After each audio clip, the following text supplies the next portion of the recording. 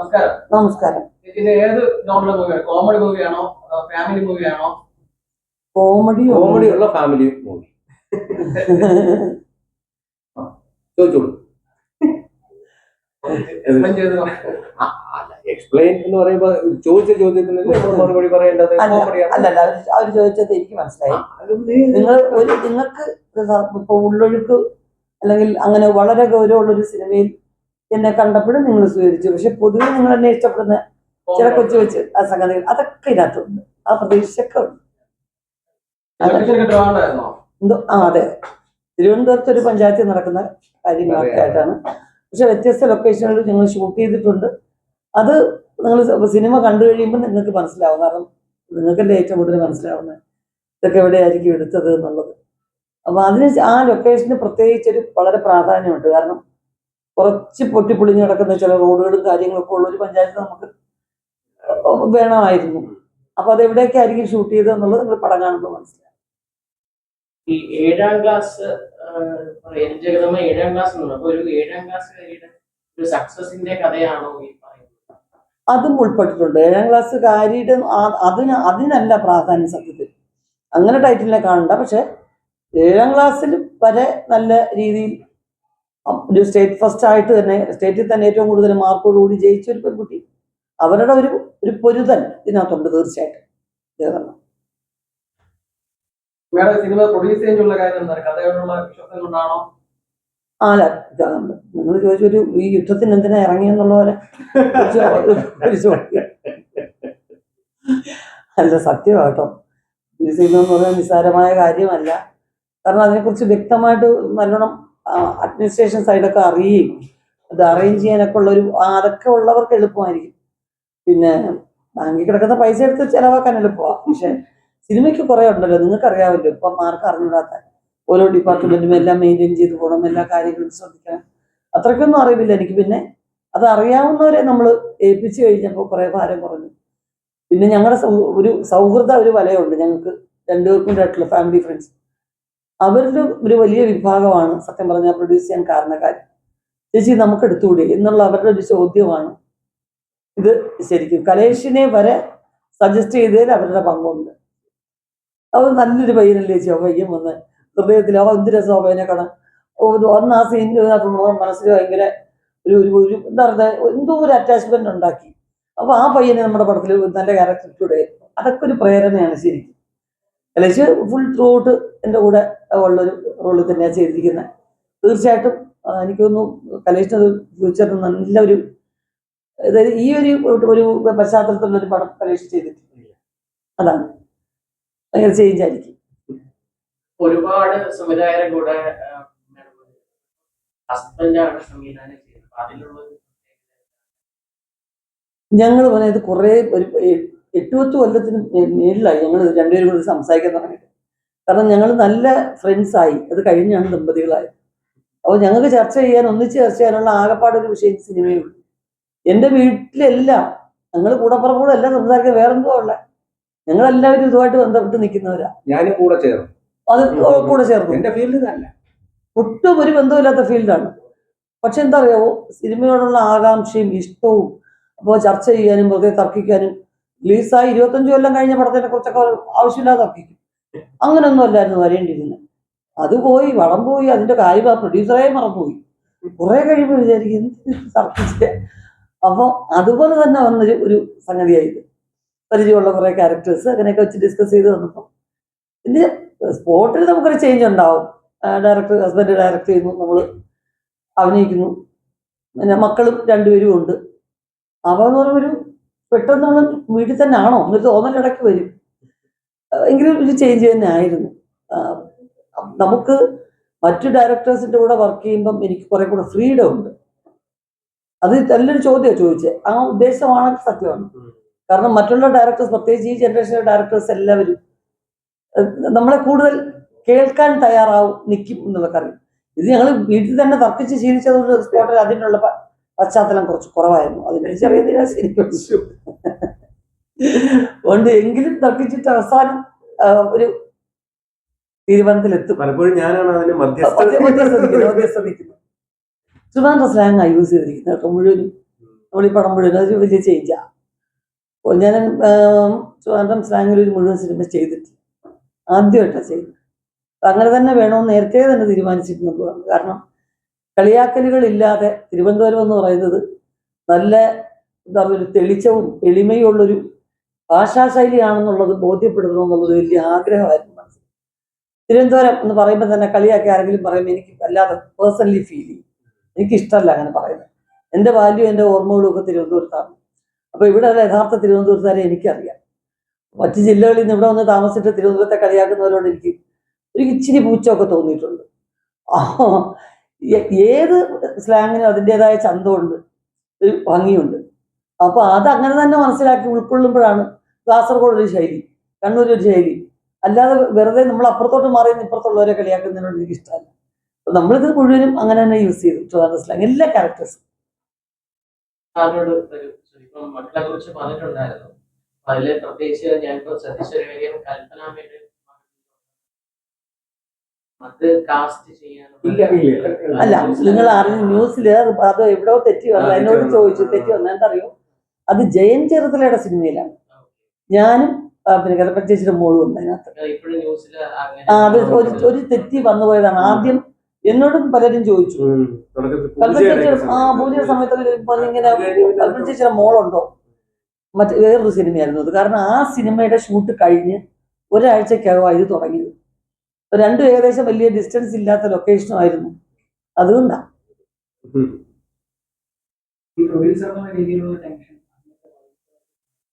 അല്ല, അത് ബാധിക്കും. കാരണം എന്തറിയോ, ചില സന്ദർഭങ്ങളിൽ ഇറസ്പോൺസിബിൾ ആയിട്ട് ആരെങ്കിലും പെരുമാറുമ്പോൾ മാത്രം നമ്മളത്, അതിപ്പോൾ ഇവിടെ പ്രൊഡ്യൂസ് ചെയ്തില്ലെങ്കിലും ബാധിക്കും കേട്ടോ. ഞാൻ പ്രൊഡ്യൂസ് ചെയ്യാത്ത സിനിമ ആയാലും ഞാൻ അഭിനയിക്കുന്ന സിനിമ ആയാലും ഉത്തരവാദിത്വം ഇല്ലാതെ ഒരു ഏതെങ്കിലും ഒരു ഡിപ്പാർട്ട്മെന്റ് ആരെങ്കിലും പെരുമാറിയ, കാരണം പ്രത്യേകിച്ച് ഞാനൊരു സഹസംവിധായകനാണ്. ഇവിടെ ഇരിക്കുന്ന ഈ ഫോൺ എടുത്ത് ഇങ്ങോട്ട് മാറ്റി വയ്ക്കുന്ന എൻ്റെ ജോലിയല്ല. അത് ആ ഡിപ്പാർട്ട്മെന്റിനാണെന്ന് വിചാരിച്ച് അസിസ്റ്റന്റ് ഡയറക്ടേഴ്സ് നിന്ന് കഴിഞ്ഞാൽ ഞാൻ അത് ഒച്ചയെടുക്കും. കാരണം ഞാനത് എടുത്തങ്ങോട്ട് വയ്ക്കും, പിന്നെ അതങ്ങോട്ട് എടുത്ത് മാറ്റിയേക്കണേ. സെറ്റ് പറഞ്ഞ് വിളിക്കും ഇവര്. അദ്ദേഹം വന്ന് എടുത്തു വെച്ചെങ്കിലും ഉള്ളത് എൻ്റെ ജോലിയല്ല, ഞാൻ കുറച്ച് കൂടുതൽ വിദ്യാഭ്യാസമുള്ളവരായിരിക്കും എന്ന് വിചാരിക്കുന്ന ആളാണെങ്കിൽ ഞാൻ പ്രൊഡ്യൂസർ അല്ലെങ്കിൽ പറയും, ഒന്നും നിൻ്റെയും കൂടെ ജോലിയാണ് അത് കേട്ടോ, നമ്മളെല്ലാം കൂടെ ചേർന്നെങ്കിൽ ഒരു സിനിമയാവത്തുള്ളൂ, എടുക്ക് അവിടെ കൊണ്ടുപോയിക്കാൻ, അത് എന്താ കുറഞ്ഞു പോകുന്നത്. അപ്പോൾ അത് പ്രൊഡ്യൂസറായിട്ടല്ല കേട്ടോ.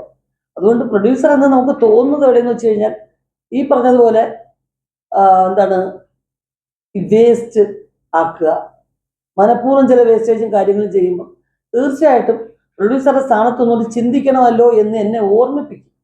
ഞാൻ ഓർമ്മിച്ചില്ലെങ്കിലും ചിലർ, അല്ലാതെ സത്യത്തിൽ അത് നമുക്ക് തോന്നത്തില്ല. പിന്നെ നമുക്ക് വീണ്ടും ഇത് എന്തെങ്കിലും ബാലൻസ് വർക്ക് വരുന്നു അല്ലെങ്കിൽ ഒന്നുകൂടെ എടുക്കേണ്ടി വരുന്നു എന്ന് പറയുമ്പോഴുള്ള മൊത്തത്തിലൊരു ചർച്ച വരുന്നു കഴിയുമ്പോൾ വെറുതെ നഷ്ടമല്ലേ കുറിച്ച് എന്തിനത് അങ്ങനെയൊക്കെ ആരെങ്കിലും പറയുമ്പോഴേ, അതിപ്പോൾ അല്ല, നേരത്തെ ഉള്ള പടവും അറിയാതെ തന്നെ ആൾക്കൂട്ടം കൂടുതലുള്ള സിനിമ ആയിപ്പോവും. ഇടക്കോഴി 1 നൂറ്റാണ്ടും അത് തന്നെയായിരുന്നു. ഇതിലും അങ്ങനെ തന്നെയാണ്, അറിയാതെ ഒരു ആൾക്കൂട്ടം കൂടി പോകുന്ന ഒരു സിനിമ ആയി പോകുന്നു. പ്രൊഡ്യൂസർ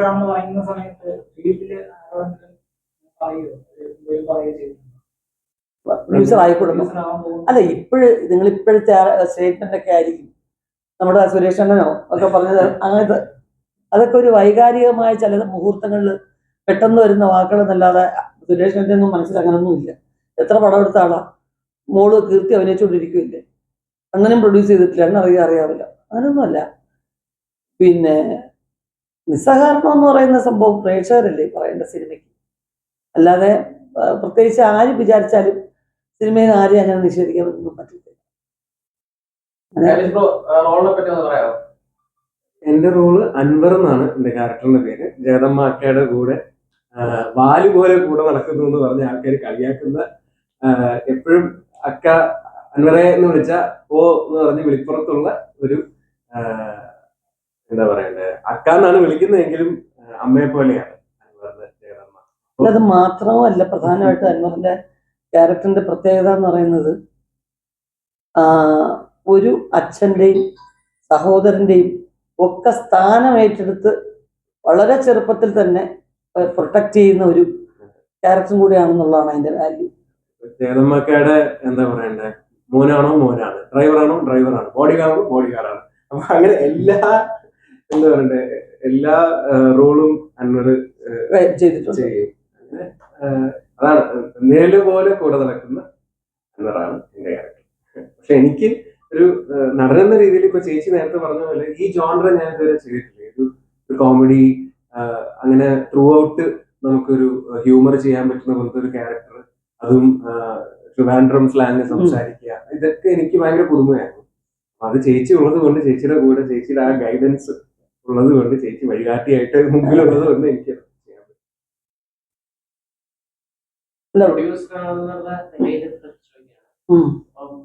ഇപ്പോഴുള്ള ഒരു രീതിയാണ് ഒരുപാട് റിവ്യൂസ്, സിനിമയിൽ ഒരുപാട് റിവ്യൂസ് പല രീതിയിൽ സിനിമകൾ മാറുന്നു എന്ന് പറയുന്നത്. അതില് എന്താണ്? ഇതെല്ലാം മാറും കേട്ടോ, ഇതെല്ലാം കടന്നു പോകും. ഇതൊക്കെ ആദ്യത്തെ ബഹളത്തിൽ തോന്നുന്നതാണ്. നിങ്ങളെല്ലാവരും ഇന്ന് സോഷ്യൽ മീഡിയയിലുള്ള എല്ലാവരും തന്നെ ഏതെങ്കിലും തരത്തിൽ നിങ്ങളും സിനിമയായിട്ട് ബന്ധപ്പെട്ട് നിൽക്കുന്നവരല്ലേ. നിങ്ങൾ എങ്ങനെ ഇതിൽ നിന്ന് മാറി നിൽക്കാൻ പറ്റും? ഒന്ന് ഒറ്റയ്ക്കിരുന്ന് ചിന്തിക്കുമ്പോൾ മനസ്സിലാക്കാവുന്നതേ ഉള്ളൂ. സിനിമയെ ഡിപ്പെൻഡ് ചെയ്ത് നിൽക്കുന്നവരാണ് സോഷ്യൽ മീഡിയ.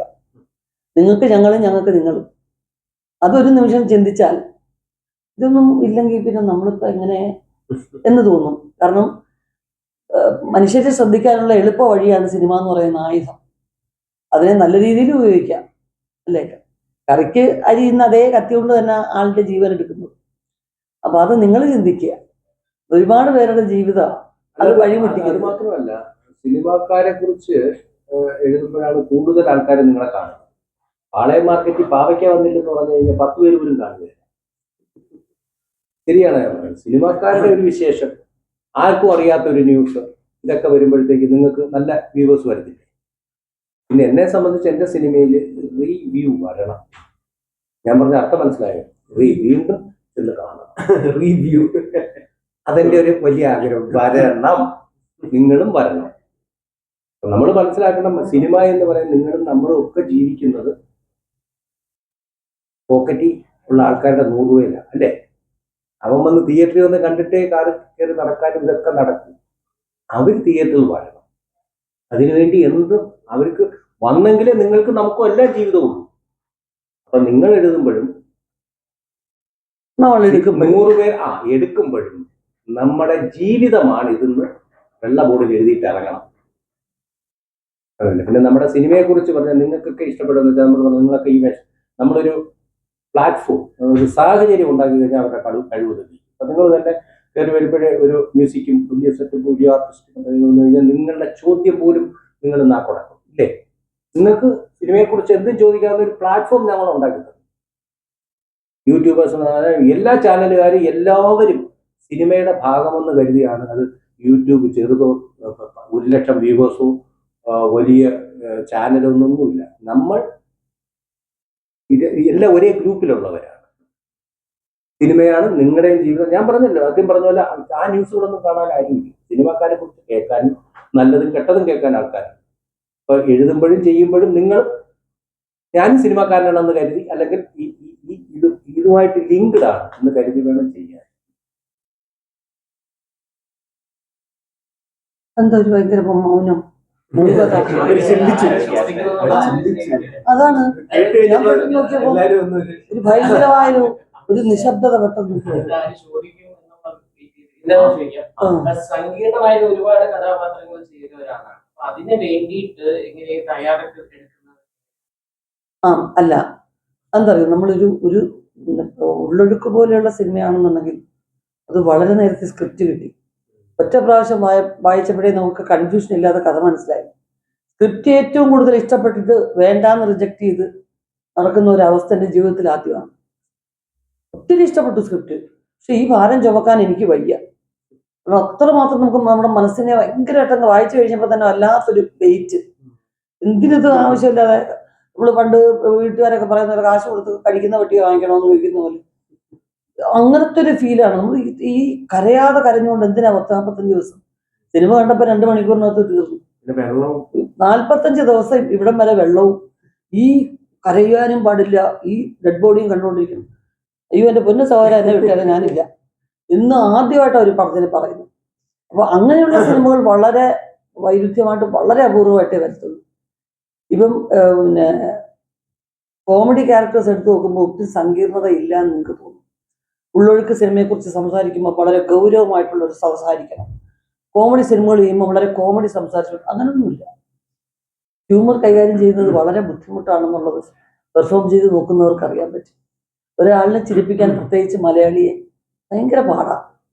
എങ്ങനെ ചിരിക്കാതിരിക്കാവുന്ന വീട്ടിൽ നിന്ന് തീരുമാനിച്ചിറങ്ങുന്ന ആൾക്കാരെ 4 പല്ല് കാണിക്കണോ അതോ ഇച്ചിരി കൂടെ കൂടുതൽ കാണിക്കണോ, കുഴപ്പമില്ല എന്ന് പറയിപ്പിച്ചെടുക്കാൻ ഞാൻ ഉൾപ്പെടെയുള്ള മലയാളികളെ പറയുക.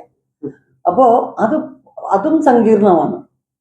ഈ സ്ലാബ് ചെയ്യുക, ആ ടൈമിങ് ചെയ്യുക. ഏറ്റവും കൂടുതൽ ഞാൻ പെർഫോം ചെയ്യുന്ന പോലെ തന്നെ നിങ്ങളും പെർഫോം ചെയ്യണം. ഞാനാണ് ആക്ഷൻ എങ്കിൽ നിങ്ങളാണ് റിയാക്ഷൻ. ഈ റിയാക്ഷൻ കിട്ടിയില്ലെങ്കിൽ ഈ കോമഡി വേസ്റ്റ്. ഇപ്പൊ സങ്കീർണത കൂടുതൽ അവിടാണ്. കരയിക്കുന്നതെന്ന് പറയുന്നത് എനിക്ക് കോമഡി ചെയ്യുന്ന പോലെ അത്രയും വലിയ സങ്കീർണത ഉണ്ടെന്ന് എനിക്ക് തോന്നിയിട്ടില്ല. ബുദ്ധിമുട്ട് ശരിക്കും ഹ്യൂമർ. അത് ഹ്യൂമർ ആണെന്ന് തോന്നിപ്പിക്കാതെ വളരെ നാച്ചുറലായിട്ട് പെർഫോം ചെയ്യുമ്പോഴാണ് സങ്കീർണത കൂടുതൽ. കോമഡി സിനിമ കുറയുന്നതായിട്ട് തോന്നിയിട്ടുണ്ട്. സിനിമകൾ കൂടുതൽ വന്ന് ഒരുപാട് വിവാദങ്ങളൊക്കെ ഉണ്ടായിരുന്നു. ഇതൊരു സീസൺ അല്ലേ? ഒരു രാഷ്ട്രീയ സിനിമ വന്ന് ആ സിനിമയിൽ നല്ല കയ്യടി നേടുന്ന ഡയലോഗ്സ് ഒക്കെ നായകൻ സംസാരിക്കുന്നു. നമുക്ക് ആനുകാലികമായിട്ട് അല്ലെങ്കിൽ സമകാലീന പ്രശ്നങ്ങളെക്കുറിച്ച് സംസാരിക്കുന്ന സിനിമകൾ എന്ന് പറഞ്ഞ് 1 2 വിജയിച്ചാൽ ഇത് കച്ചവടമല്ലേ, അല്ലാതെ ഇത് സേവനം മാത്രമല്ലല്ലോ. അപ്പോൾ അതിലൂടെ കുറെ കാര്യങ്ങൾ നമ്മൾ നല്ലതും ചീത്തയുമായിട്ടുള്ളതൊക്കെ അതിനകത്ത് ഉൾപ്പെടും. അങ്ങനെ വരുമ്പോൾ അത് കോമഡി സിനിമ 2 വിജയിച്ചാൽ അത്. മഞ്ഞുമ്പൽ ബോയ്സ് പോലെ ഒരു പടം, അപ്പൊ പ്രേമലു വന്നു, വാഴ വന്നു, അപ്പൊ ആ ജോണറിലുള്ള സിനിമകൾ വിജയിക്കും എന്ന് പറഞ്ഞപ്പോൾ ജിഗാന വന്നു. ഇതൊക്കെ ഒരു സീസണാണ്. അല്ലാതെ സിനിമയിൽ ഇങ്ങനെ സ്ഥായിയായിട്ട് ഇങ്ങനെ വേണമെന്നും പറഞ്ഞ് ഞങ്ങൾക്ക് ആർക്കും പുസ്തകമൊന്നും തന്നിട്ടില്ല. ആദ്യം എടുക്കുമ്പോൾ ഈ സിനിമയായിരിക്കണം, ഇത് കഴിഞ്ഞ് 2 വർഷം കഴിയുമ്പോൾ ഈ സിനിമയായിരിക്കണം. പ്രതിഫലത്തിന് നിശ്ചയിച്ച തുകയില്ല. ഇന്ന കഥാപാത്രങ്ങൾ ഇത്രയും എക്സ്പീരിയൻസ് ഉള്ളവരിങ്ങനെ ചെയ്യണമെന്നില്ല. അത്തരം യാതൊരു നിയമങ്ങളും ഇവിടെ ഇല്ല. വരും കോമഡി സിനിമകൾ വിജയിക്കുമ്പോൾ കോമഡി, സീരിയസ് ആണ് വിജയിക്കുന്നത് തോന്നും സീരിയസ്. സാറിനടുത്താണ് ചോദിക്കുന്നത്. സാറിന്റെ ഒരു മെയ്ഡൻ മൂവി ഞാൻ ഒരു ഷോർട്ട് ഫിലിം ചെയ്തിട്ടുണ്ട്. അതും ഫിലിമാണ്. തീർച്ചയായും. അപ്പൊ ഈ ഒരു സിനിമ എന്തുകൊണ്ട് കാണണമെന്ന് സാറിന്റെ അതിന്റെ നിങ്ങൾ കാണണമെന്ന് പറഞ്ഞൊരു ഇതുണ്ടല്ലോ, ഞാൻ പറഞ്ഞല്ലോ. ഇപ്പൊ നമ്മൾ ചെയ്തു കൊടുക്കേണ്ട ഒരു കാര്യം പറഞ്ഞാൽ, നിങ്ങൾക്ക് ഇപ്പോൾ ഒരു സാഹചര്യം ഉണ്ടാക്കി തന്നല്ലോ, നിങ്ങൾക്ക് എന്താ ചോദ്യങ്ങളും ചോദിക്കാം. നിങ്ങൾ നമ്മളുടെ മുഖം ജീവിച്ച മുഖത്തിൽ ഇങ്ങനെ ഇതേപോലെ നിങ്ങളൊക്കെ നമ്മളൊരു സാഹചര്യം നമുക്ക് ഒരുക്കി തരികയാണ്. നിങ്ങളുടെയൊക്കെ ജീവിതം നിങ്ങളൊക്കെ അതിനകത്ത് ഉണ്ടാവും. മനസ്സിലായില്ലേ? ഞാനൊരു പഞ്ചായത്തിന്റെ പഞ്ചായത്ത് സിനിമ നമ്മൾ തന്നെ താങ്കൾ ഏറ്റവും കൂടുതൽ ആഗ്രഹിക്കും നമ്മുടെ സംസ്കാരമാണ്. എത്രയും പെട്ടെന്ന് ഇതൊക്കെ നൂരി ക്യാമറ എടുത്ത് വെച്ചിട്ട് പിള്ളേരെ എത്തിച്ചാൽ എണ്ണുമ്പോഴേ 2 ചോറൊക്കെ ഒരിച്ചത് കാണാം. ഇതൊരു ആഗ്രഹമല്ലേ? ആണോ? വീട്ടിൽ അമ്മ കല്യാണം കഴിക്കാതെ അമ്മ അവിടെ അങ്ങ് വീട്ടിൽ പോയി. ഇത് നമ്മുടെ സംസ്കാരമാണ്, ഇംഗ്ലീഷുകാരുടെ സംസ്കാരമാണ്. എൻ്റെ പടത്തിൽ ഞാൻ ആ ഒരു സംസ്കാരം കൊണ്ടുവന്നിട്ടുണ്ട്. ഇവിടെ ഞാൻ ഈ പഞ്ചായത്തൊന്നോ കോർപ്പറേഷനോ ഒന്നുമില്ല. പഞ്ചായത്ത് എന്ന് ഉദ്ദേശിക്കുന്ന ഒരു റീജിയൻ. അവിടെ നിങ്ങളെല്ലാവരും ഉണ്ടാവും അതിനകത്ത്. അങ്ങനെയാണല്ലോ ഒരു സ്ഥലം. ഇപ്പൊ നമ്മളൊരു കടയിലേക്ക് ചെല്ലുമ്പോൾ ഒരു പത്രം വായിച്ചുകൊണ്ടിരിക്കുന്ന ഒരാളുണ്ടാവും, ചിലപ്പോൾ നമ്മളായിരിക്കും വായിച്ചുകൊണ്ടിരിക്കുന്നത്. എന്ന് പറയുന്നത് പോലെ നിങ്ങൾക്ക് മനസ്സിലാവാത്തതൊന്നും എൻ്റെ പടത്തിൽ ഒരു പഞ്ചായത്തിലെ കാര്യം മനസ്സിലാവുന്ന അതേ പറഞ്ഞിട്ടുള്ളൂ. അത് ആത്മാർത്ഥമായിട്ട് എൻ്റെ കഴിവനുസരിച്ച് ചെയ്തിട്ടുള്ളൂ. അതിന്റെ ഒരു ഉദാഹരണം പറയാം. എൻ്റെ ആർട്ടിസ്റ്റുകളുടെ പെർഫോമൻസ് വരെ നല്ല രീതിയിൽ ഉണ്ടാവുമെന്ന് കരുതാൻ കാര്യം ഞങ്ങൾ പറഞ്ഞ ഈ സാഹചര്യം, ഈ പ്ലാറ്റ്ഫോം, നമ്മളെ സെറ്റിൽ മ്യൂസിക് ഇല്ല, ഒന്ന് ഇതായിരുന്നു എന്ന് കലേഷ എന്ത് ഇവിടെ ചേട്ടാ ഇവിടെ. അപ്പൊ അവരുടെ കഴിവ് എല്ലാവരും ആർട്ടിസ്റ്റ്, ഉർവശിയായാലും നമ്മുടെ വീട്ടിലെ ആൾക്കാരായിരുന്നു എല്ലാവരും. ക്യാമറാമാനൊക്കെ വളരെ എക്സ്പീരിയൻസ്ഡ് ആണ്. അനിൽ നായർ അദ്ദേഹമൊക്കെ നമ്മുടെ ആ ഒരു ഇതിലേക്ക് എത്താൻ ഒരു ദിവസം പോലും എത്തി നമുക്കറിയാം. അപ്പോൾ നമ്മൾ ഇപ്പൊ പറഞ്ഞില്ലേ, നമ്മൾ ഓക്സ്ഫോർഡ് യൂണിവേഴ്സിറ്റിയിൽ പഠിച്ച് ഇസ്രയേലിൽ താമസിക്കുന്ന ഒരുത്തന്റെ കഥ പറയാൻ ഇച്ചിരി കടുക്കും. ഞാൻ കൂട്ടിയാൽ കൂടുതൽ ശരിയാണോ ഞാൻ പറയുന്നത്? ഞാൻ ഇസ്രയേലിൽ പോയിട്ടില്ല, ഇവൻ എന്തുവാണ് പഠിച്ചേക്കുന്നത് എനിക്കറിയത്തില്ല.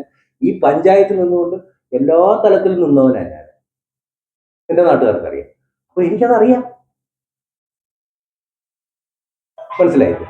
പിന്നെ പറഞ്ഞില്ല, എനിക്ക് എന്തെങ്കിലും ഒരു കാര്യം ഒരു ചെറിയ ടെൻഷൻ വന്നു കഴിഞ്ഞാൽ ഡെബ്ലുമായിട്ട് ഒത്തിരി വഴക്കൂടുമ്പോൾ തീരും. മനസ്സിലായി? രമേശിന് വഴക്ക് കൂടിയിട്ടുണ്ടായിരുന്നു. അതല്ലേ ഇപ്പൊ പിടിക്ക് ഇന്ന് പിടിക്ക് ഒറ്റ നമുക്ക് കൊടുക്കും നമ്മൾ പറയും ആയിക്കോട്ടിരിക്കോ അവിടെ അപ്പൊ ഇത് ഉണ്ടെങ്കിൽ എന്ത് പറഞ്ഞാണ് അതാണ് നമ്മൾ പറയുന്ന ആ ഒരു കാര്യമുണ്ട്. എന്തെങ്കിലും ഒന്നും എഴുതണം, ആൾക്കാർക്ക് ടൈമില്ല. ഷൂട്ടിംഗ് ഷൂട്ടിംഗ് ലൊക്കേഷനിൽ ഊർവശിയും ഭർത്താവും തങ്ങൾ വഴക്കും. അല്ലെങ്കിൽ ഉച്ചയ്ക്ക് കൊണ്ടുവന്ന ഉണ്ണിയപ്പം വേണ്ട ഇത് കേട്ടെടുത്തിടും ആദ്യമേ പറഞ്ഞിരിക്കുന്നത് ഞാൻ പറഞ്ഞല്ലോ, നിങ്ങൾ എഴുതുമ്പോൾ നല്ലത് എഴുതിയാൽ ഞാൻ പറഞ്ഞു എനിക്ക് നിങ്ങൾ ഇപ്പൊ ഞങ്ങളെ കണ്ടില്ലേ, ഞങ്ങളാണ് അത് പറഞ്ഞിട്ട് നിങ്ങൾ അത് പറയാം. നിങ്ങൾ ഇതാണ് ഞങ്ങളുടെ സിനിമ. ഞങ്ങൾ വഴക്ക് കൂടുമെന്ന് ചോദിച്ചു, വീട്ടിൽ വഴക്ക് കൂടും. ഈ വഴക്ക് കൂടാത്തവനെ ഒന്ന് കൊണ്ടുപോക്കണം ആശുപത്രി. എതിരെ വരുമ്പോ ആരാ വരുന്നതെന്ന് നോക്കാത്ത ചില ആൾക്കാരുണ്ട്. ഒരു ഫീസ് ലീക്കായിരിക്കും. നമ്മൾ വീട്ടിൽ വഴക്ക് കൂടും, അച്ഛൻ്റെ അമ്മയിലേക്കും പെണ്ണും പിള്ളേരിക്കും അയൽക്കാരുടെ വീട്ടിൽ പോയി വഴക്ക് കൂടുകയൊക്കെ ചെയ്തിരിക്കും. അടിച്ചവന്മാർ കൂടി നമ്മുടെ വീട്ടിലല്ലേ നമുക്ക് വഴക്ക് കൂടാൻ പറ്റും. നമ്മള് പറഞ്ഞാൽ മതി. അത് പറഞ്ഞാൽ അത് ക്ലോസ് ചെയ്യാം. ഈ ചെറുക്കന്മാരെ എനിക്ക് വിശ്വാസമില്ല. ലിസ്റ്റിന്റെ മെയ് 2 കാണണം കേട്ടോ. നിങ്ങൾ കണ്ടിട്ട് ആത്മാർത്ഥമായിട്ടുള്ള അഭിപ്രായം പറയാം. വലിയ അമിത പ്രതീക്ഷയൊന്നും തരുന്നൊരു സിനിമയായിട്ടല്ല. ഒരു വീണ്ടും പ്രൊഡക്ഷൻ തുടങ്ങി. തീർച്ചയായിട്ടും ഒരു പ്രൊഡ്യൂസർ എന്ന നിലയ്ക്ക് അതിൻ്റെതായ റിസ്ക് എല്ലാ പ്രൊഡ്യൂസേഴ്സിനെയും പോലെ നമുക്കും ഉണ്ടാവും. അതായത് സിനിമ എങ്ങനെ വരും, എന്നാലും നിങ്ങൾ ഇഷ്ടപ്പെടാത്തൊരു സിനിമ ആയിരിക്കത്തില്ല എന്നൊരു വിശ്വാസം. എല്ലാവരും കാണണം, നന്നാവാൻ പ്രാർത്ഥിക്കുക കേട്ടോ.